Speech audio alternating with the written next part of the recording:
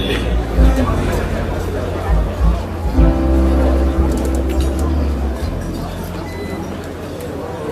Tukumbuke atakapoingia Mheshimiwa Rais, sote tutasimama kwa heshima na tutapata wimbo wa taifa na wimbo wa Jumuiya ya Afrika Mashariki, na kama nilivyotangaza awali, kwa heshima tunaomba kila mmoja apate kuimba na tutaweka maneno kwenye runinga ili uweze kuyafuatilia.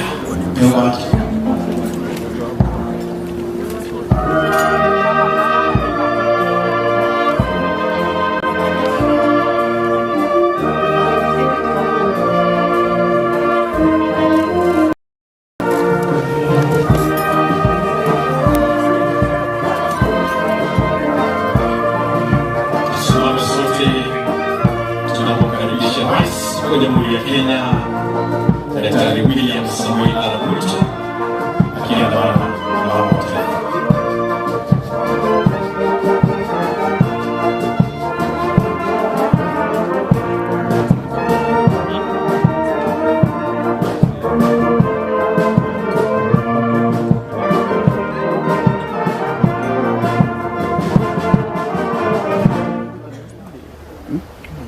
Mheshimiwa Rais, tutaomba tusaidie kusimama ili tuweze kufungua na wimbo wa taifa na wimbo wa Jumuiya ya Afrika Mashariki, sote tukiimba kwa pamoja. Wimbo wa taifa.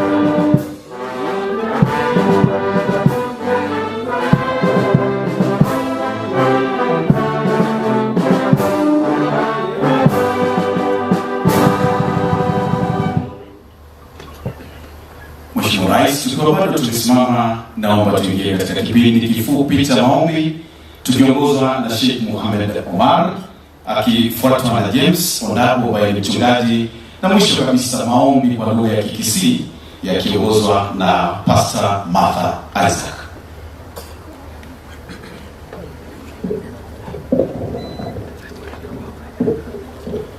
Bismillahirrahmanirrahim. Alhamdulillah wassalatu wassalam ala rasulillahi karim. Ewe Mola wetu mtukufu, wewe mwana mfano wako, tunakupa shukrani za dhati zisizo kifani kwa mema na mazuri yote uliotujalia katika mwaka tunaoaga wa 2024. Ewe Mola wetu, tunakupa shukrani nyingi zisizo kifani kwa hekima na uongozi uliompa rais wetu mpendwa katika kukabiliana na changamoto zilizojitokeza hapo katikati ya 2024. Wewe Allah ni mwenye hekima na unampa hekima utakaye katika waja wako, naye ni miongoni mwa waja wako uliowapea hekima. Kwa hakika anayepewa hekima amepewa kheri nyingi, mzidishie hekima za kudumu katika maisha ya wanafunzi wake. Ewe Mola mtukufu, tuko kwa mkesha kukaribisha mwaka 2025. Kwa kuaga mwaka 2024, tunakushukuru shukrani za dhati na kuhimidi. Wewe ndiye mwenye kuhimidiwa peke yako kwa mema na mazuri yote uliyotutendea mwaka 2024, na tuomba kwako tuzidishie neema zitakazodumu katika mwaka wa 2025.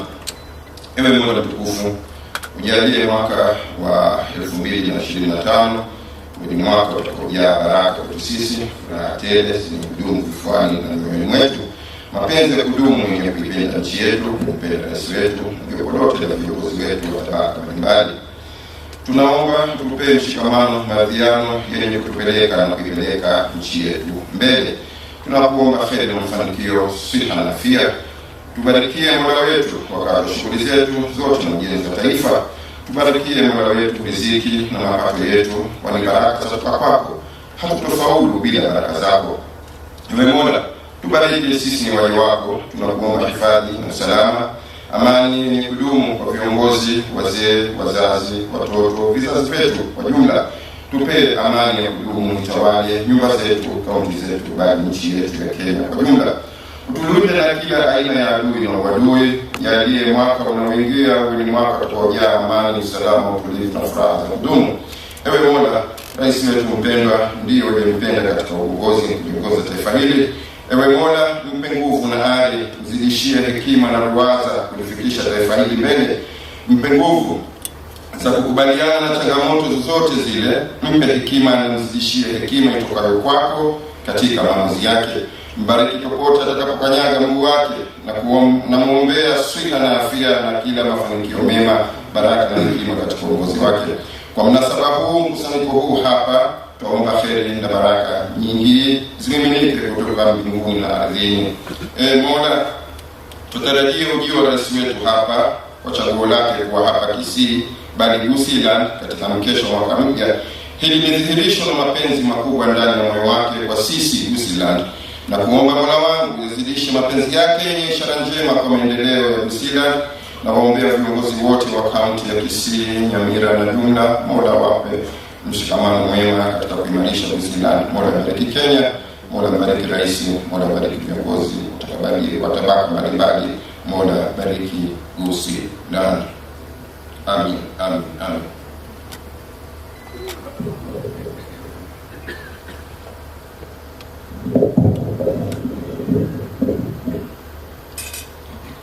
Tuombe. Baba, ni katika jina la Yesu tunashukuru sana kwa sababu ya ulinzi wako mkuu, jinsi ulivyoongoza rais wetu na nchi tukufu ya Kenya katika miezi 12. Shukrani kwa kutembelea sehemu yetu ya Gusii kwa ajili ya maendeleo. Tunashukuru ulinzi wako, na pia tunamwombea kwamba hekima na maarifa iweze kujaa kwake anapoongoza taifa hili la Kenya. Tunaombea umoja katika nchi yetu anapotuongoza. Mapenzi yako yazidi kudumu kwetu, upendo wako mwingi, mafanikio kwa jina la Yesu aliye mwombezi wetu. Amen. Macam tatanya saya, biar mana sih coba buat terhenti, biar mana kira kasih biasa, biar mana sih coba buat mai kisah nongeng di buat seramanya kerap kurai senada semua kuat oswa, konsagrasi so oyah orang tua itu.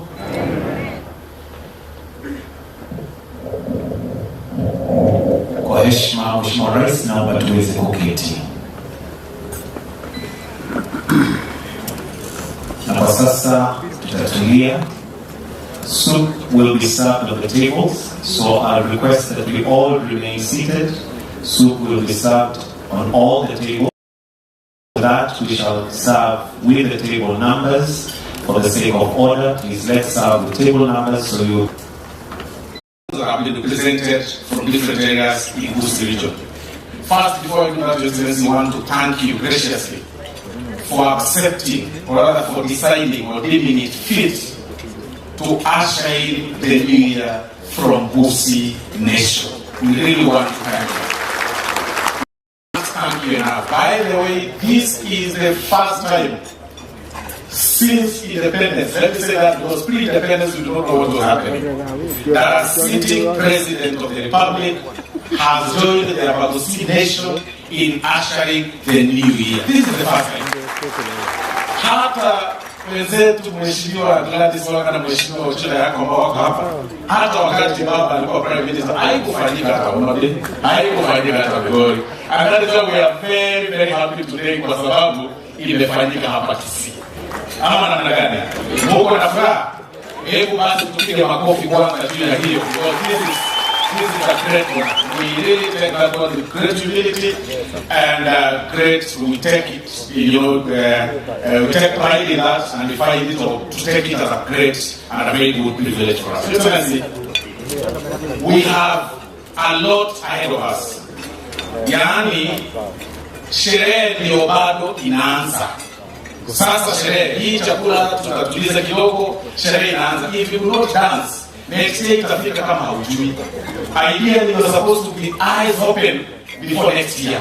Ndio uone mwaka mpya. Kwa hivyo hatutaki watu wakiwa kwamba wamenuna waelewi kwamba 2025 imekaribia. Kwa hivyo leo tutafurahia, tutakuwa na sherehe, tutakuwa na wanamuziki vile mnaona hapa, tutacheza, tutadance, tutafurahia. Lakini kidogo kabla ya hiyo, hapa katikati kuna vitu vingi lazima tufanye. As you are all aware that His Excellency must address the nation, must talk to the general public, and that can only happen during prime time, and that is 9 p.m. East African time. Kwa hivyo, ndio maana kidogo tunaenda commercial break ya national events, alafu tutatoka mwaka tukijua vile tutafurahia hapa, watu wakicheka na wakifurahia. Msoma wanamito. Msoma wanamito. Kera mama, sorry, Excellency. Nimesahau kidogo, lakini nitarudi hapo baadaye niseme hayo. Nimekumbuka kidogo Mheshimiwa Gladys yuko hapa. But kabla ya hiyo, Excellency, hapa tuko na viongozi kutoka mbalimbali. Vile tumesema tuko na governors ambao waheshimiwa wabunge wote. Baadaye tena tuwaintroduce hawa ndio wabunge ambao walialikwa na Mheshimiwa Rais. Yule ambaye hayuko hapa pengine hakualikwa. Kwa hiyo hawa ndio waheshimiwa ambao walialikwa na wakapata kadi ya mwaliko. Wapigie makofi tafadhali. Wametoka sehemu mbalimbali. Mpaka tunaona Mheshimiwa Kaluma yuko hapa. Asante sana Mheshimiwa Kaluma kutoka Homa Bay. Tunaona naona Ngongi yuko hapa, Johanna Ngeno amekuja hapa. Tuko na Mheshimiwa Alfa Miruka, tuko na Senator Isi Kenyuli, tuko na Akuba mwenyewe, yuko hapa pia. I think wabunge wengi wako hapa, nitawaweka hapa baadaye ndio pekee waonekana wakati huu ukifika, kwa sababu ya muda tuweze kuketi chini. Thank you very much. Hata Senator yuko hapa kutoka Migori County. Hapa ile Excellency pia tuko na viongozi wakongwe ambao vile ulisema lazima uwaone na wakati ukifika watazungumza, wakiongozwa na Mheshimiwa Stephen Manoti na Jimmy Nuru Angwenyi. Hao ndio waheshimiwa kabisa, tunaheshimu hapa sana, wameongoza hizi vizuri. Simameni waonekane pia, alafu good, asanteni sana. Hapa pia tuko na viongozi wa County Assembly kutoka Nyamira na Kisii. Simameni tafadhali muonekane, viongozi wa County Assembly, members of the County Assemblies. Ndio hao, wapigie makofi tafadhali, members of the County Assemblies. Good. Yaani namaanisha nyote, speakers, wote nyinyi wote ni members of the County Assembly. Tafadhali tuweze kuketi chini. Hapa pia Your Excellency tuko na directors. Tuko na directors wa serikali, national government, ambao wewe mwenyewe na CEOs, wewe mwenyewe umeteua, wakiongozwa na Mheshimiwa Walter Nyambati ambaye ni chairman wa Mosaacha Ningo, wakiongozwa na chairman wa GDC. Hapo wengine wote simameni tafadhali, muonekane. Directors wa serikali, CEOs ambao wamefika hapa leo. Your Excellency, kuna na kasema watu sema kwamba wewe hujaappoint Kisii mahali. Sasa mimi hapa ndio absolute hawa ni akina nani ambao wamesimama hapa? Hawa wote, kuna GDC, kuna Bomas of Kenya, naona mzee James Ongwa yuko hapa, kuna Zakari Yenda, kuna wengi ambao na pale siwezi kuona vizuri, na tuko na CEOs, nimeona CEO wa KDC, Nora Natemo yuko kule, nimeona Muriasi CEO wa Youth Fund, ndio huyo amesimama kule, na wengine nimeona Mwenga ambaye ni Vice Chancellor wa Open University, and so many others about to hata Sagero amesimama. Open Sagero wewe ndani anaelekea kulia. Sagero pia yuko hapa, alipewa juzi. Nimeona Nyambani Okemo. Excellency, wako wengi hata nikisema siwezi maliza. Hata mzee Jimmy Nuru Angwenyi, wapigeni makofi tafadhali wanapoketi. Thank you very much. Excellency, pia tuko na viongozi wa kidini ambao pia tulialika kutoka both Nyamira na Kisii. Tafadhali viongozi wa kidini simameni. Imam yuko hapa, simameni nyote, simameni. Naona akina Pastor Ndabu, hapa kuna 4 presidents was SDA Church from different conferences ambazo 4 za Kisii na Nyamira. Wako hapa wakiongozwa na Pastor Ndabu ambaye yuko hapa, na Pastor Mwaba yuko hapa, na Imam pia yuko hapa, Amin yuko hapa, na wengine wamesimama kule, na niliona fathers. I think fathers ni wale wote wamesimama kwa wameketi kule wakiongozwa na Vicar General Charles mwenyewe yuko hapa. Asante sana, tunaweza kesi. Kwa hivyo baadaye tutakuwa tunawajuza pia viongozi wengine ambao wako hapa, kwa sababu sections ya viongozi ni wengi sana. Wakati huo ukifika, baada ya kusikiza hotuba ya rais, wakati kwa prime yenyewe, tuje kwenye entertainment, tujifurahishe kabisa, alafu tena baadaye tupate viongozi kutoka Kisii na Nyamira wazungumze neno moja. Baadaye Mheshimiwa Rais tena atakuja hapa atuongoze pia kuvukisha mwaka na kuombea taifa letu la Kenya ndio tuweze kusonga mbele. Kwa hayo machache na mengi, kwa sababu naona masaa pia yamewadia, niruhusu kwa heshima kubwa nialike CS Mikosi aje hapa achukue dakika moja kukualika Mheshimiwa Rais uweze kuaddress the nation. Thank you very much, Your Excellency.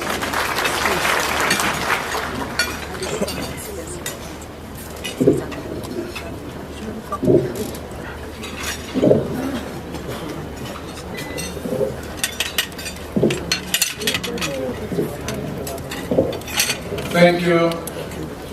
Your Excellency, the President of the Republic of Kenya, Dr. William Samoei Ruto, Your Excellency, the First Lady, Mama Rachel Ruto, allow me, Your Excellency, to write on the protocols already established and thank you most sincerely for selecting Kisii County and this region to celebrate the ushering in of the new year. And because of time, Your Excellency, I wish to take this opportunity to ask the congregation to be upstanding as we welcome the President to make his remarks. Your Excellency,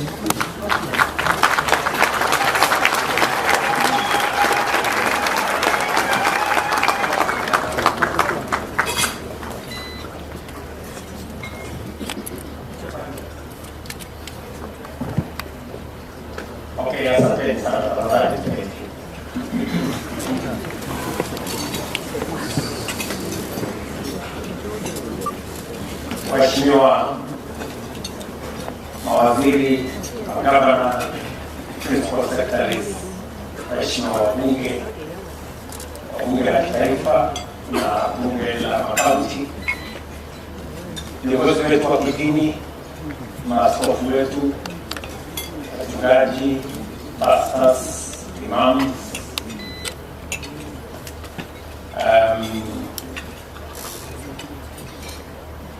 wananchi wa hapa Kisii, Nyamira na kutoka sehemu zote za taifa letu la Kenya, hamjambo tena. Bwana Yesu asifiwe. God is good all the time. And all the time. Mimi kwanza nataka nimshukuru Mungu kwa sababu ya sisi wote jioni ya leo kufika hapa Kisii County ili tuweze kufunga mwaka pamoja na watu wa county hii, sehemu hii, region hii, na vile vile kujumuika na Wakenya wengine wote katika masaa haya ya mwisho ya mwaka wa 2024, tukitazamia sisi wote mwaka mpya wa 2025 kwa masaa machache ambayo yako mbele yetu. Nataka niwashukuru ninyi nyote kwa kubali mwaliko wangu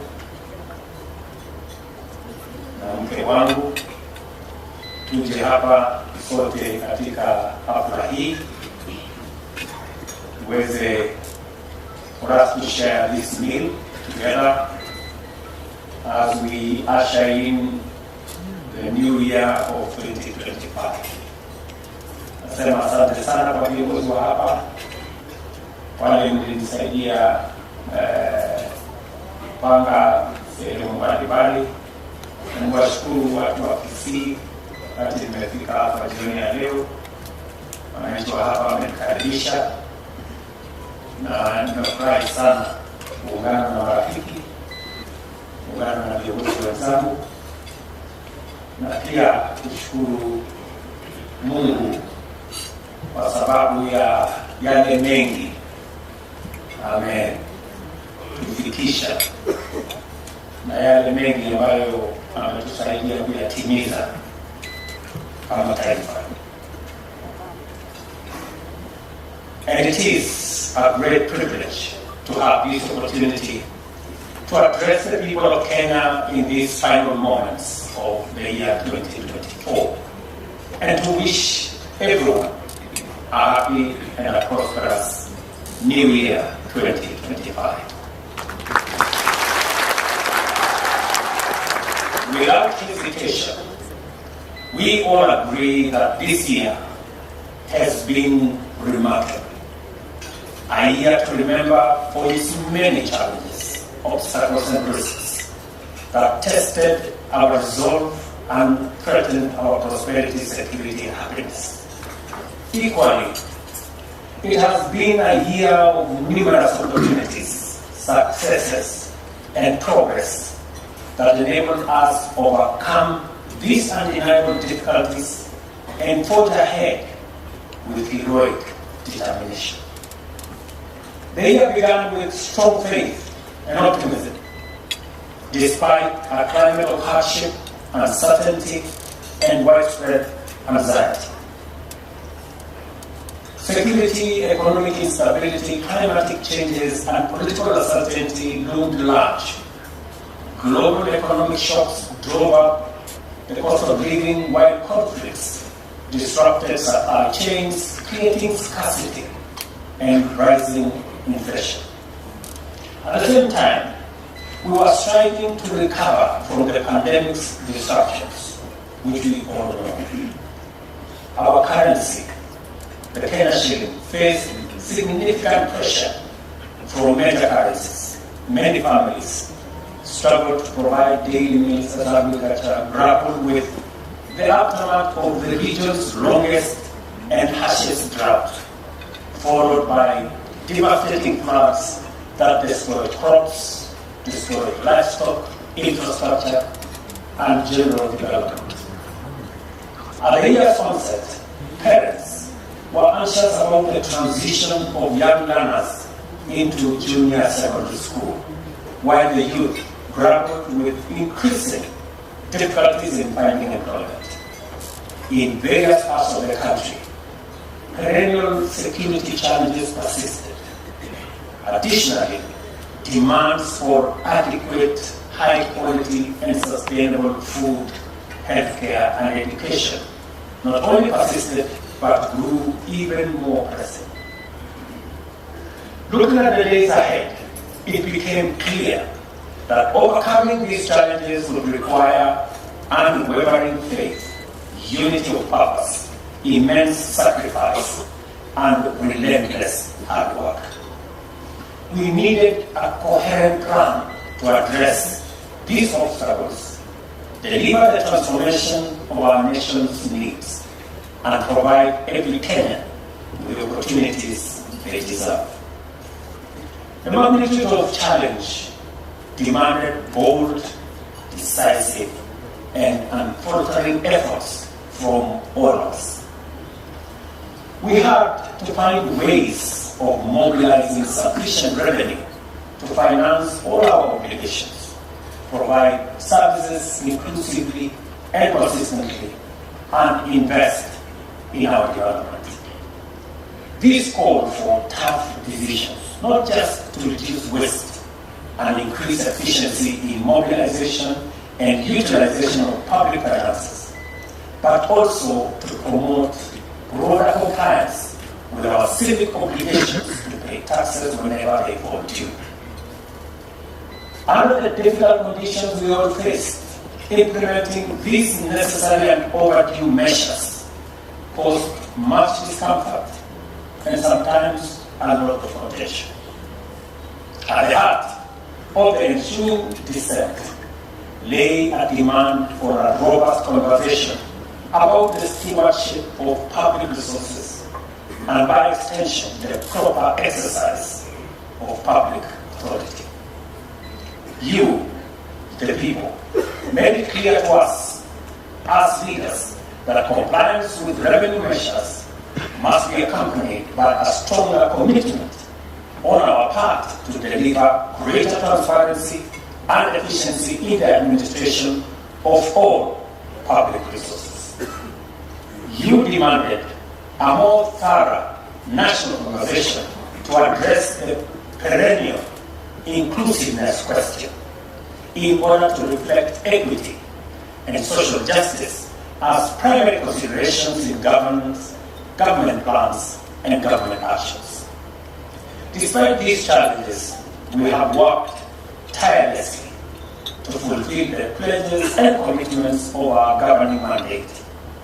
We are making steady progress in feeding the nation, with productivity rising across key crop and livestock value chains, progressively enhancing our food security objectives.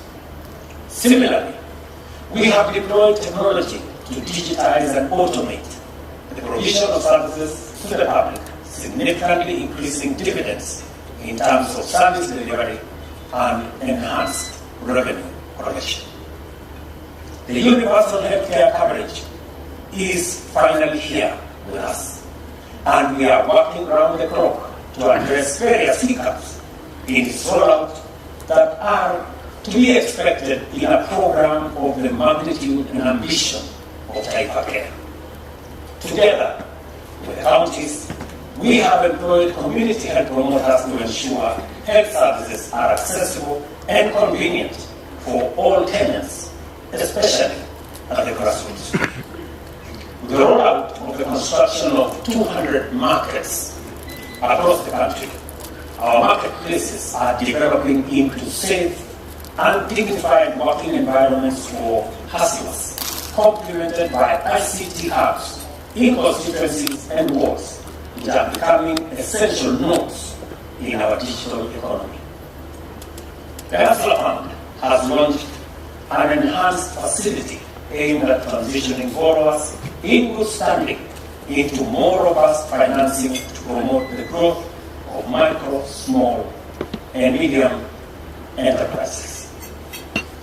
We have constructed thousands of classrooms and other facilities across the country to expand school infrastructure.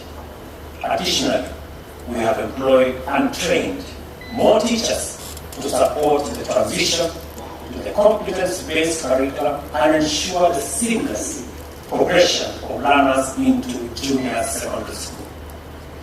We are addressing the chronic higher education financing challenges that had paralyzed learning, research, and development at the peak of our education and training ecosystem. Our goal is to make higher education, particularly university education, more inclusive and ensuring that no one and no land and no child is left behind. Our country's network of transport and communication infrastructure continues to evolve rapidly to serve the needs of a demanding, dynamic, and rapidly modernizing economy, ensuring it remains efficient and competitive. Institutional improvements and incentives are attracting investors to our land, driving industrialization, expanding manufacturing, and enhancing our export capacity. Ladies and gentlemen, the houses, the affordable houses, are finally here. Our affordable housing program now includes 873,000 houses in its pipeline at various stages of development across different parts of the country. Among these, the inaugural 8,000 units are nearing readiness for handover and occupation. This program alone has contributed 200,000 jobs to the 1 million new jobs created through intentional, consistent, and strategic efforts. To ensure young people have opportunities to actualize their talents, apply their skills, and drive economic growth, we have pursued every promising intervention. From the National Urban Climate Resilience Program, also known as Climate Works, to over 10 labor mobility agreements that provide qualified citizens with access to employment opportunities abroad. We have utilized every available mechanism to support our young people's aspirations. We have also made undeniable progress in securing the nation.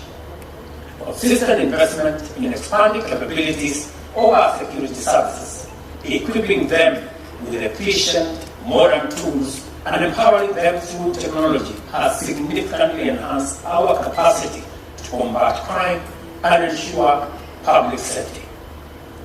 The strides we have made against terrorism, banditry, cattle rustling, cybercrime, and other offenses will not only be sustained, but will continue to be enhanced going into the future. It is important to acknowledge that in the process of securing the nation, our security services often interact with citizens exercising their democratic freedoms and fundamental rights. They must continuously strike a delicate balance between delivering robust security responses and enabling the enjoyment of these rights and freedoms. In situations involving serious threats to public order, human life, and safety, this balance can be particularly challenging. And knowing this, criminal elements often seek to exploit protests and demonstrations to further their schemes. It cannot be denied, ladies and gentlemen, that there have been instances of excessive and extrajudicial actions by members of the security services.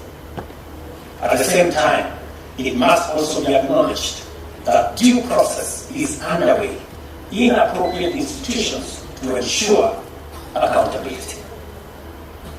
That said, it is crucial to remember that every freedom has its limits, and that public safety and order must always supersede the desire for unchecked liberty.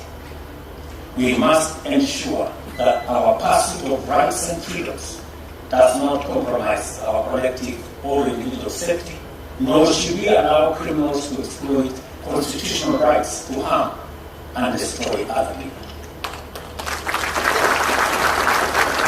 In the spirit of fostering a candid national conversation, I urge every critical stakeholder to reflect deeply on the failures that have led people to adopt radical, individualistic, and self-centered interpretations of rights and freedoms, interpretations that often seem fundamentally opposed to the rights of others and the collective good of citizens.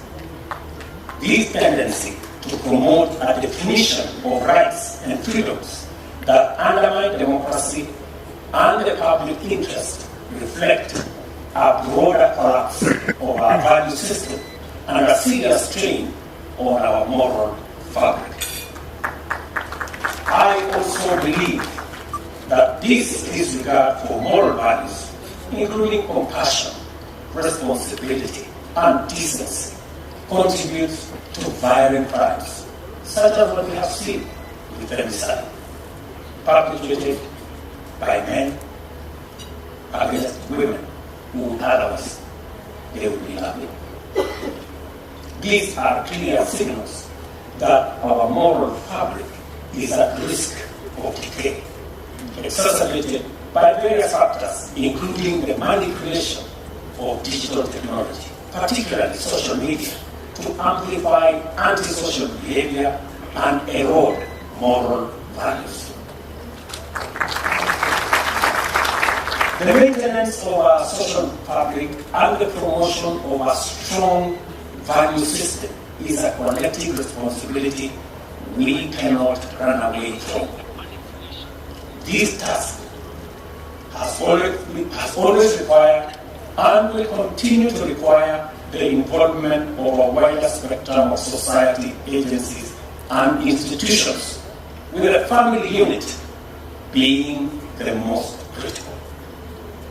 The broader community, faith-based organizations, the education system, the law and order institution exist to support and complement the family's fundamental role in nurturing compassionate, responsible citizens who are empowered to propel our nation into the future. As a society, we have a legitimate expectation that the next generation, benefiting from the accumulation of socio-economic, scientific, and technological advancement, will bring greater energy, better ideas, clearer vision, and a stronger commitment to our shared values. We should be humane, we should be responsible, and well-grounded citizens whose actions promote unity, patriotism, democracy, and the rule of law, and our rights and freedoms, rather than sabotaging them.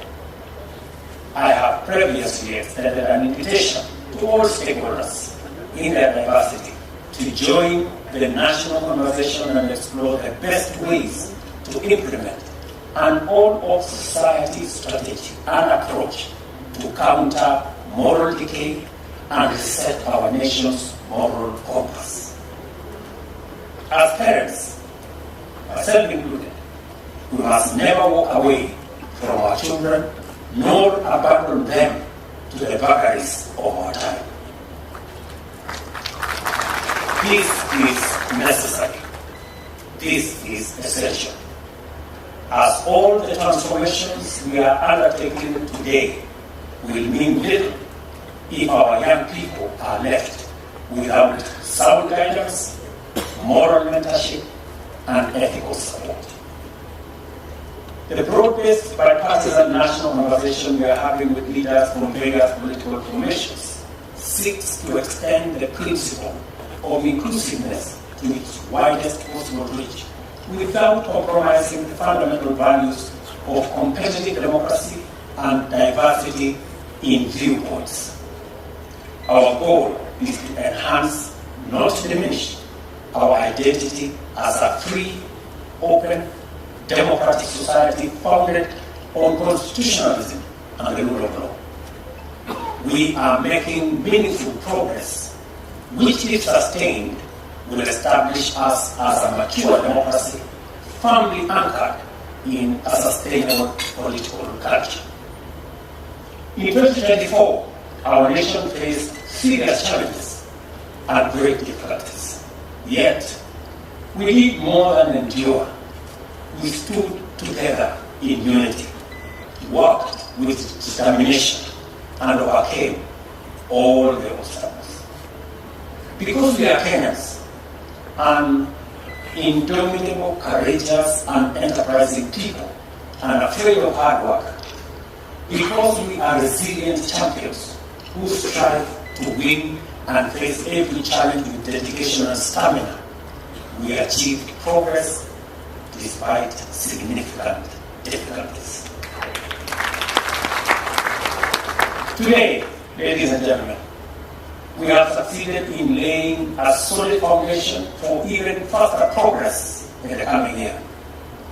The Kenyan shilling, which began the year on a subdued note, has appreciated significantly, strengthening from Kenya shillings 165 to the dollar in February 2024 to Kenya shillings 129 to the dollar today, making the Kenya shilling one of the world's best performing currencies. Inflation, a key indicator of economic health, has fallen from 9.6% in September 2022 to 2.7% in October 2024, the lowest level in nearly 2 decades. Meanwhile, foreign exchange reserves have surged by $2.4 billion to reach $9.5 billion, providing 5 months of import cover and insulating our economy from external shocks. Our economy continues to outpace global trends, growing at 5.6% in 2023, positioning us among the world's fastest growing economies. In light of the outcome of our collective determination and efforts, we have every reason to approach the new year with optimism and a renewed commitment, not only to work harder and achieve greater progress, but also to transform ourselves and turn every challenge into an opportunity to do more and do so better. In 2025, the seeds we have patiently and carefully planted will continue to germinate and grow. The progress we have made has set us firmly on the path of rapid and sustainable growth. As a result, we can anticipate stronger economic performance, more jobs for our young people, and higher incomes for our farmers and entrepreneurs. Additionally, we expect that in 2025, more investments will mature, leading to a considerable expansion of our manufacturing sector and an increase in our exports. The reforms we have implemented in both basic and higher education will also come to fruition, providing new momentum and focus for the entire education sector in 2025.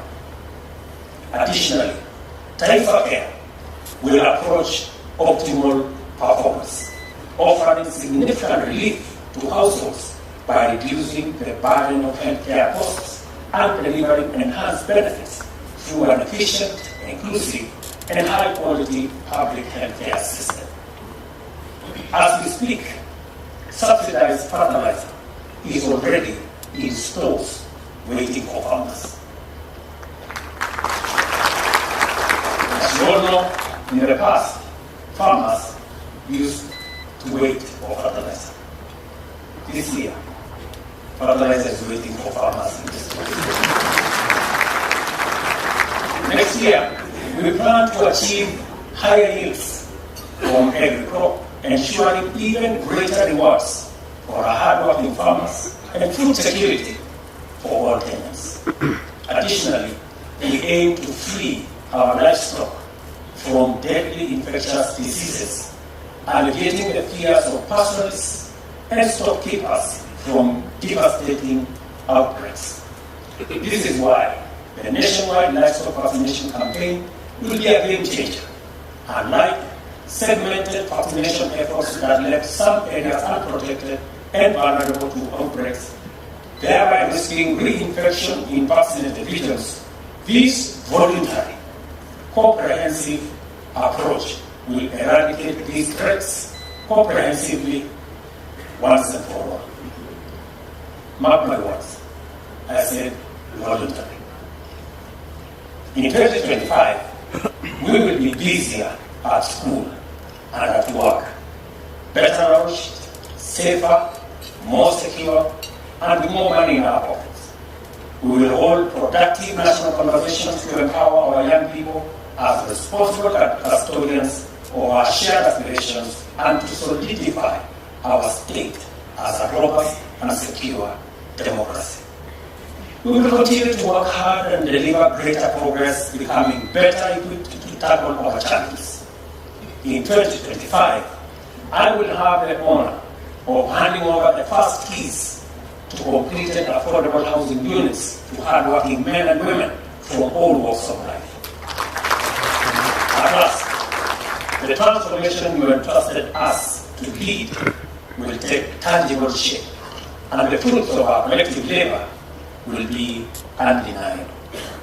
We will continue to work for you and to deliver for you.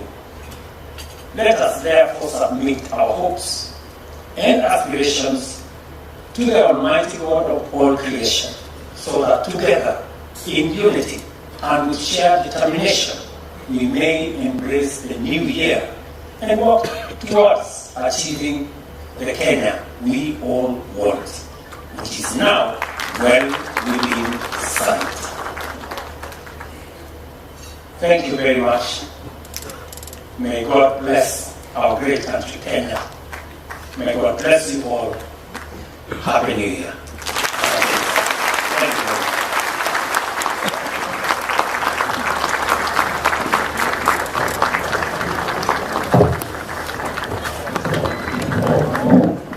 I think we can do better than that. Why don't we give one warm round of applause to His Excellency for such a wonderful delivery of his New Year message to the nation. Can we take our seats, please?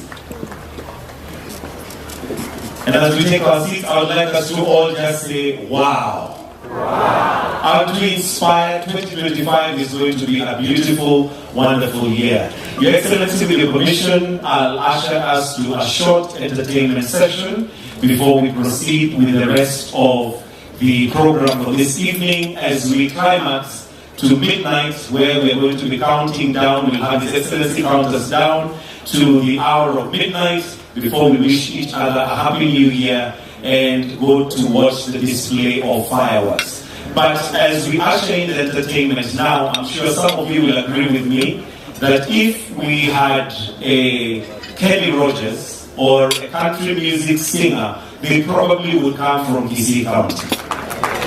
Are we agreeing?